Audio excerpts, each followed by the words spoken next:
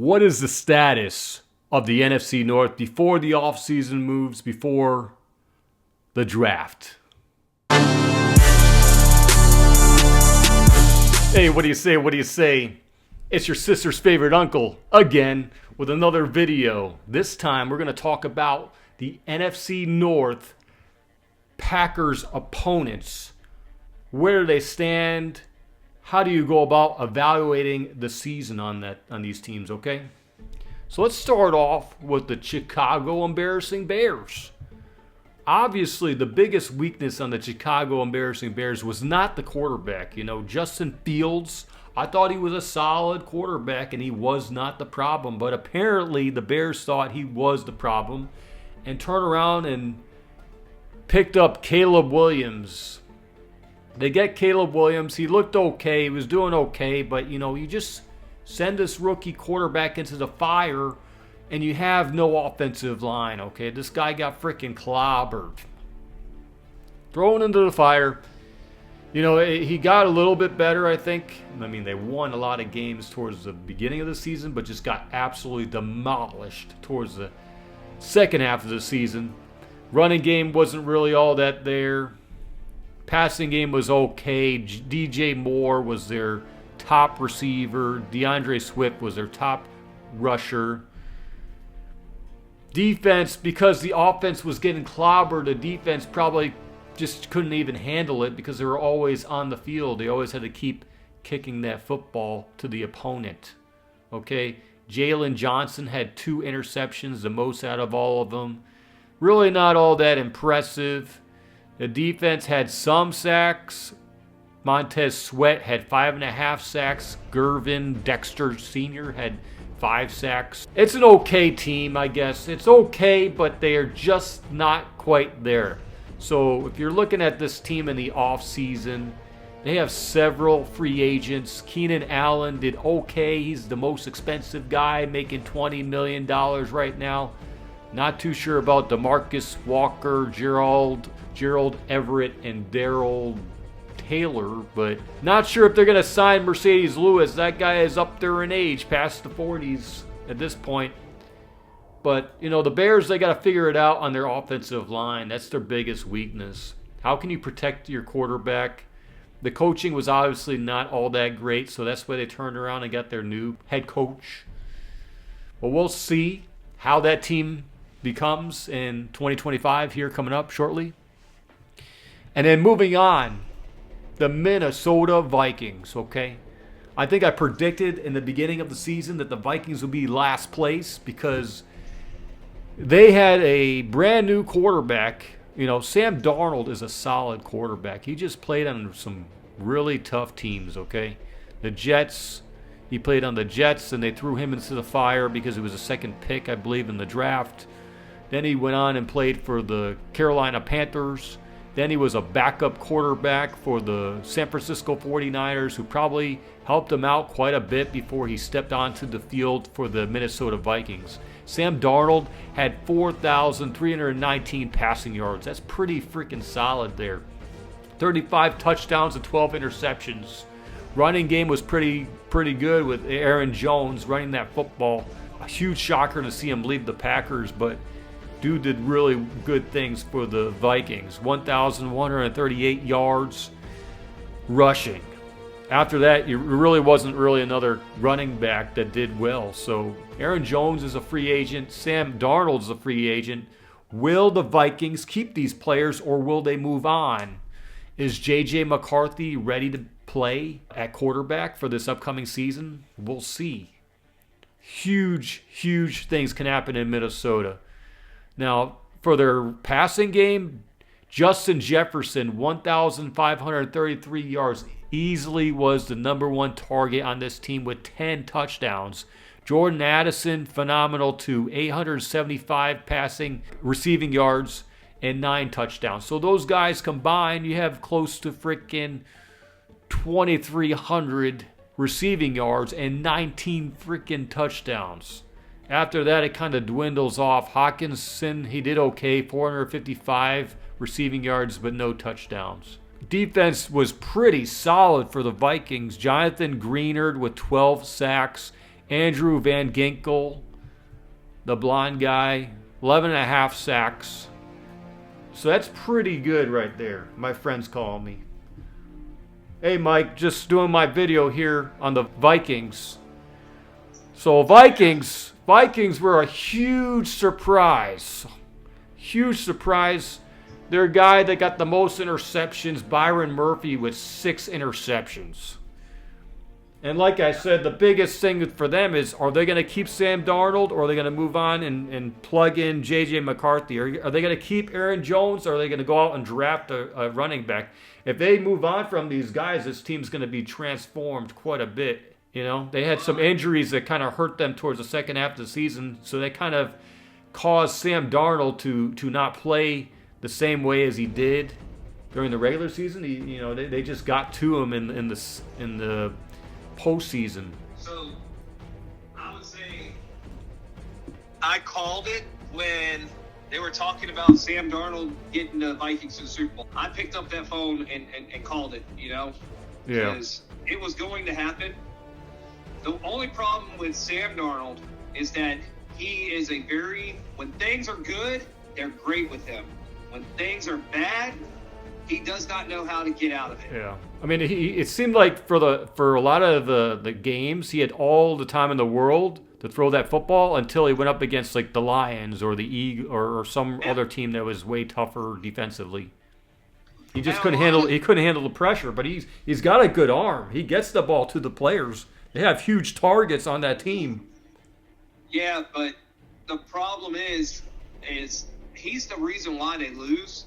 You can go ahead and call the game. He constantly, especially that Lions game, shown it that the offensive scheme itself, a lot of teams just went into that deep zone coverage and took away everything that they were trying to do. They were trying to feed it to Jefferson, Addison, and it was not a lot of underneath routes on these coverages. And it was like the coach really didn't plan on that. Yeah. And also, Sam Darnold apparently still sees ghosts, I guess. I don't know about that. I just know what's on the facts. And the facts say that this guy, he's not a quarterback you want to lead your franchise. Yeah, but he's got a solid arm, though. I mean, you look at the stats; they're pretty decent. 35 touchdowns, 12 interceptions. Got him in the playoffs. My kid has a solid arm. Okay, but that's still not telling me that you're going to win us a Super Bowl. Okay, so if you're the Vikings, are you going to sign Sam Darnold for another year, or are you going to move on and plug in J.J. McCarthy? I think they have to make a decision on that. They got to either understand that J.J. McCarthy is their guy, and they take Darnold out of the position, out of the way, for them to go ahead and say, this is our guy. Because if they keep Darnold, you're not going to start J.J. McCarthy. Yeah, I think Sam Darnold would want more of a long-term contract probably. He's like, look at what I can do. We got to the playoffs.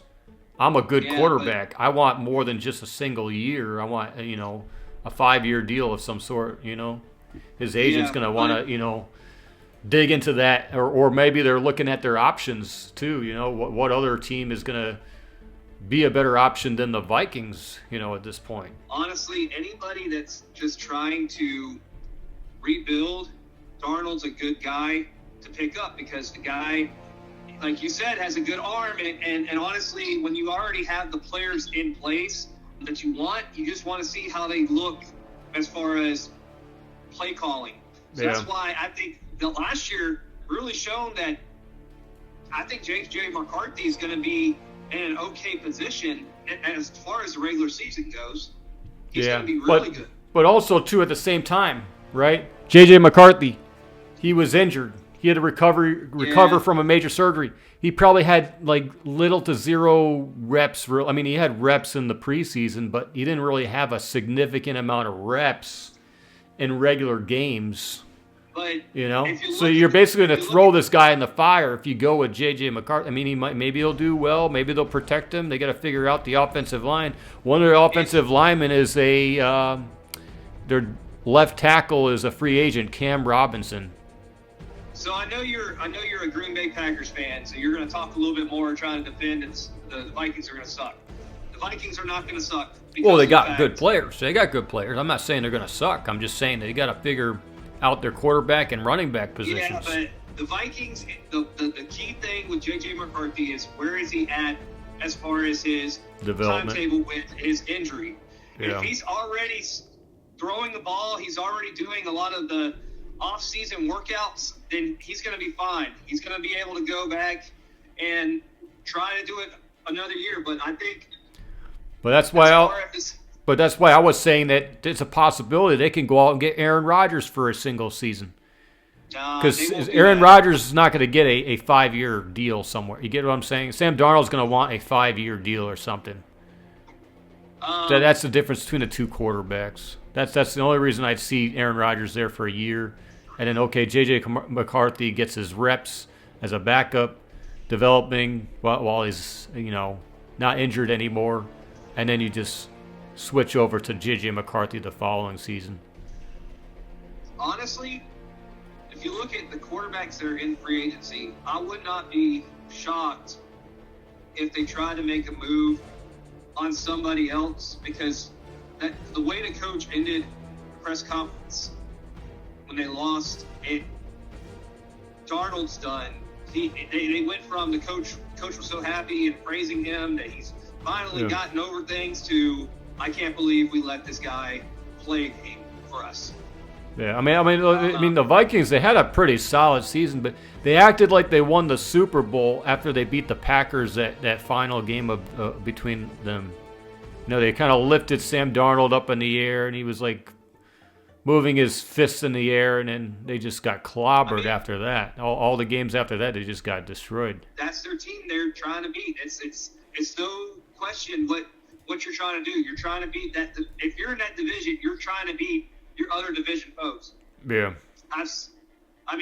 The Bears every single year are talking about they're going to beat the team up north. Minnesota always talks about they're going to beat their ugly stepchild, Green Bay Packers. And the Lions is trying to say they're going to repeat and beat everybody. All right, let's move on to the Lions here, okay? Frickin' Lions, we knew they were going to be a good team because they were a pretty darn good team the previous season, but nobody knew that they were going to, become even better. But that team got freaking hurt with all kinds of injuries, but they still put up some pretty decent stats. Jared Goff with 4,629 passing yards, 37 touchdowns, and 12 interceptions. It wasn't the offense. It was the front seven of that defense that really took the blow. Yeah. They were trading for guys to fill in, but it still didn't matter. You can try to put a Band-Aid on a gaping wound, and that gaping wound was that their front seven was not the same that they started last year. I think next year they're going to take a huge hit because of the fact Ben Johnson is now gone. Aaron Glenn is now gone. Those are two guys on that coaching staff that had really high remarks and high respect because they were really good. Now it's going to be on the head coach, Dan Campbell's team, to really, you've shown that you can be a top team in the NFL. Now you got all these people to get rid of. Is it really you, or is it the people around you that made you successful? Yeah, for the most part, I think they're going to have the same players. Maybe there's some free agents, but if you lose some of your key coaches, things can get tough. Carlton Davis is their top free agent corner. Yeah, but he played in 63% of the snaps. That's why they drafted two corners, though. Yeah. You're drafting. Yeah, it was smart to do that. You're drafting your left and your right corners, and then you're drafting. They already drafted their linebackers. They drafted their defensive line. They drafted a safety. As far as players, they're not going to really lose anybody. Not any extremely big names when you look at the free agents. They've hit on a lot of guys. The issue right now is, can Dan Campbell prove that it was him that orchestrated this, or did the two guys that left orchestrate their success? Well, we'll and see. Honestly, we'll see if the Bears are any good. Ben Johnson went over to the Bears, but he becomes the head coach. So yeah, he was the offensive caller for the Lions. Yeah. Yeah, Jahmyr Gibbs with 1,412 running yards. That's crazy. 16 touchdowns. And then you have David Montgomery, 775 rushing yards and 12 touchdowns. Yeah. Then they had the two big receivers. That helped too. Over 1,000 yards each. Amon-Ra St. Brown and Jamison Williams. Those guys combined with 19 touchdowns. Sam Laporta, 7 touchdowns, 726 yards. And he came on late. Yeah. But their passing game is I mean, they also went in and crushed a bunch of baby teams. Well, the NFC North crushed a bunch of baby teams. That's why in the playoffs they looked like the way they did. I mean, the Packers were the only team that went up against the Eagles twice. Yeah. And they got beat. Yeah. I guess so. And there's controversy there. By the Commanders, and that was a huge surprise. I think everybody thought that the Lions would have been able to beat the Commanders. I saw it coming. I said if the Commanders' offense comes alive, Detroit Lions can't get out of that hole. Yeah, the thing with the Commanders is, you would think they would be able to beat the Eagles, but those two teams go up against each other twice this season. So it was basically the third time they faced each other during the season, if you think about it, because it was the playoffs after the regular season. I think the Vikings right now, it's got to be, if you're looking at the North as a whole, it's got to be the Packers. And when is it going to be that entire city of Green Bay finally going to say, Matt LaFleur, you are the guy that's supposed to be destined to get us to the Super Bowl. When is it going to be time they push the button and says, all right, you gave us nothing except for a couple wins in the regular season. You would put the Packers as the number one team out of the teams at the moment? Because right now, what do they have? They have consistency on the coaching staff. They have consistency on as far as player movement. They have. And honestly, they weren't bad in the regular season. Then you look at Detroit. A lot of guys that are coming back, great.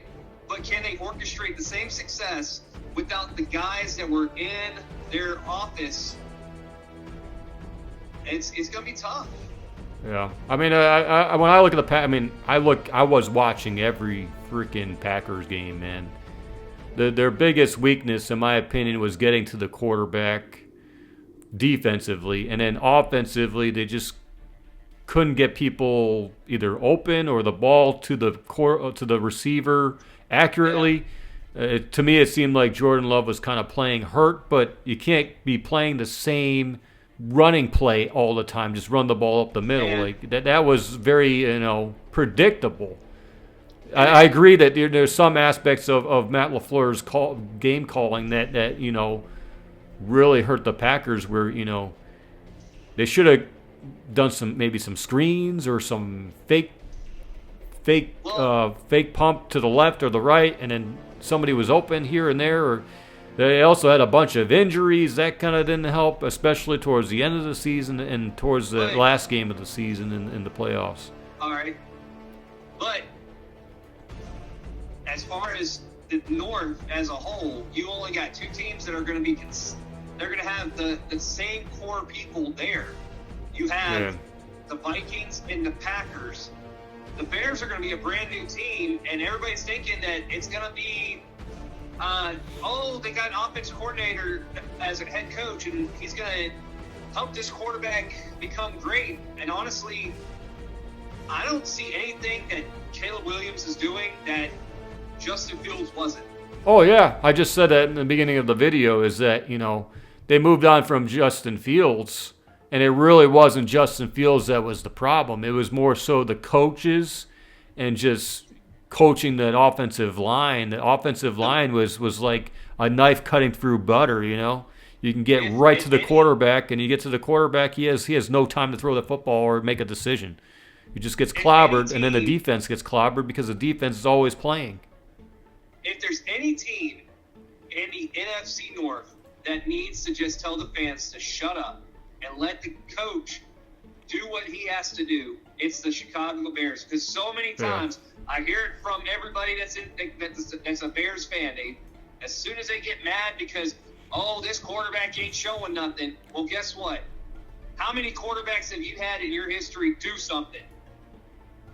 Yeah. Jim McMahon was not a good quarterback. He had sweetness and the defense.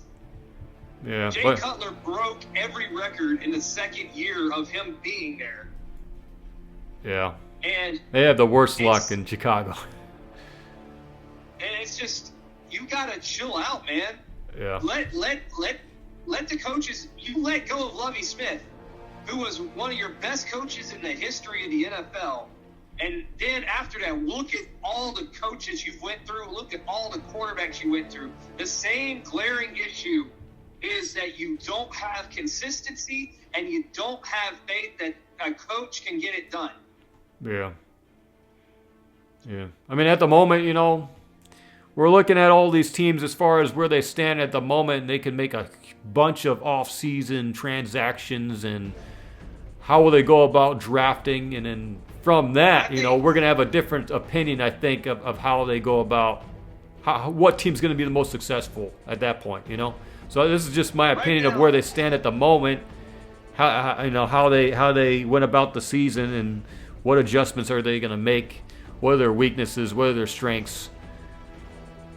I think we're going to see what happens. I think, just like you said, I think the Bears are going to be, they might be a much better team next season. Who knows what steps the Packers will make? Will they get better or will they get worse? We'll see by the off-season moves. Same thing with the Vikings and the Lions. The Vikings are going to, they got to make some huge decisions at quarterback and running back, more so than any other team in the division. Right.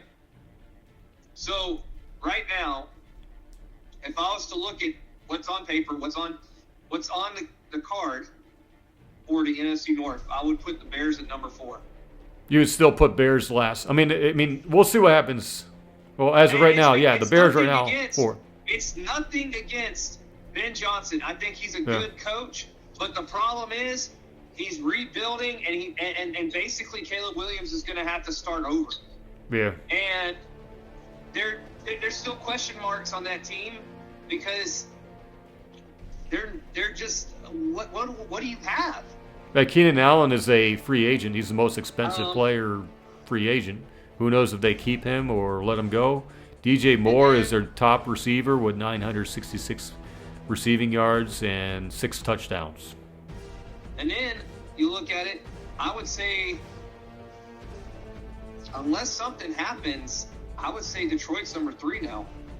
You think Detroit will drop to number 3? I mean, yeah, maybe, because the coaching kind of, elevated them. And I'm only saying that because strength of schedule is going to be against them.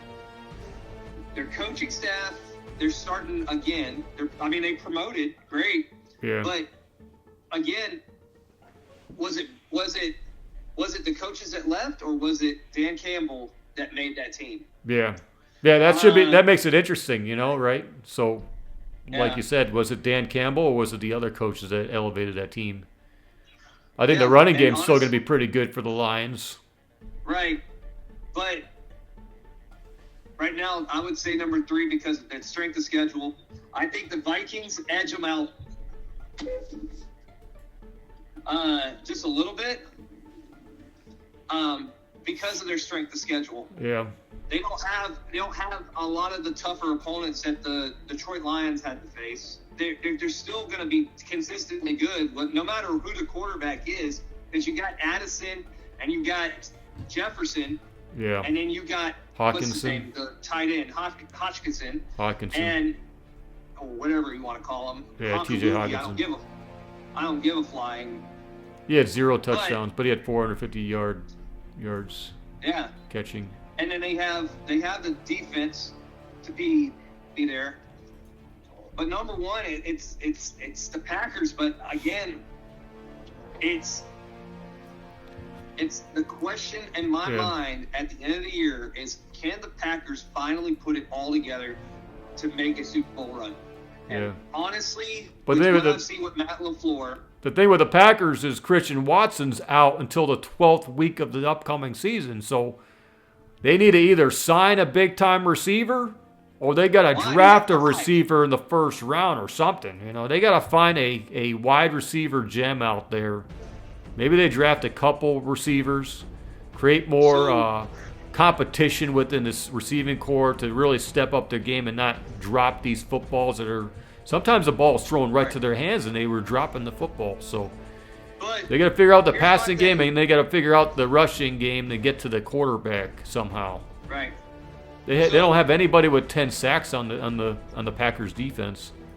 And I was about to say that. I said, well, didn't you just say they need a pass rusher, and this year is not the time to sit back and wait for a pass rusher? So why would you waste your time on a receiver when you got 5 receivers that apparently your coach is supposed to be developing? Again, coaching. Well, I have a feeling that they're gonna draft at least one wide receiver, or they're gonna sign one wide receiver because Christian Watson is going to be out for a significant amount of time. And like I said, the question that's going to be on the mind is, look, man, they've been for 16 years a playoff contender, and most of that time the top team in the NFL. When is it going to be time that Green Bay is going to finally say, we've given you a chance, you haven't gotten us over the hump? They did it to Andy Reid in Philly. Why won't they do it against? Well, they're the second year in a row youngest team of the whole National Football League. So I mean, we'll see if some of these young guys. They got some young defensive ends. Maybe they will step it up in their second or third season. So. Edgerrin Cooper was phenomenal. I mean, even though he got hurt, he played well in the beginning and he played even better towards the end of the season. But Rashawn Gary, he's got the most sacks, but after that, it just kind of tails down between Devontae Wyatt with 5 sacks and his other guys with 4 or 3 sacks. Young players. Van Ness was a first-round pick with only 3 sacks. And then again, the biggest question: can Matt LaFleur finally grow some balls and be aggressive and win? Yeah, I mean, the defense was pretty solid in my opinion. It was the offense that really was on that struggle bus, especially against the Philadelphia Eagles. Well, but they couldn't get that ball moving. Some way, somehow, the Eagles' defense was just overpowering, and the Zebras weren't exactly helping either. But we'll see what they can do in this upcoming season. Do they go out and get a receiver of some sort? The tight ends are pretty solid. Tucker Kraft was 707 receiving yards and 7 touchdowns. Tucker Kraft stepped it up. Yeah, but it helps that Philadelphia game. It helps when the quarterback they had was not in that game. They were not ready. I almost wanted Malik Willis to go in the game just to see what he can do. Yeah. Because it was getting to that point where the ball was not accurately thrown. It was not being accurately thrown, and Jordan Love had a couple of lanes that he could have, tucked the ball and got a first down, and at least opened up the game a little bit. Yeah, I think that Jordan Love kind of sort of played injured, man, because he didn't want to lose a spot. Malik Willis, he threw 0 interceptions. He was throwing that ball pretty darn accurate when he got the play. But again, the word I'm going to say is coaching. Yeah. If you're a coach and you want to win, if you know your guy's not in the game, you have to start being on his butt and be like, hey, you suck. I got to win, because if I don't, I don't have a job. Yeah. So I'm going to put the guy that I know if we get him in, it may open up the team. Yep. And Malik Willis can run the ball. He's already shown he can throw it. But they needed something because that defense was not fooled at all. They knew when it was going to be a run. They knew it was going to be a pass. They knew Jordan Love was going to run the ball. They just pinned their ears back and just went after it. And that defense took over. Yep. But, you live and you learn. You can't win them all, and obviously the Eagles were the better team, and they went on and won the Super Bowl. Thank God they won the Super Bowl over the freaking Kansas City refs. And that's all we got to say. Hit that like and subscribe button, leave a comment, and go Pack Go all day.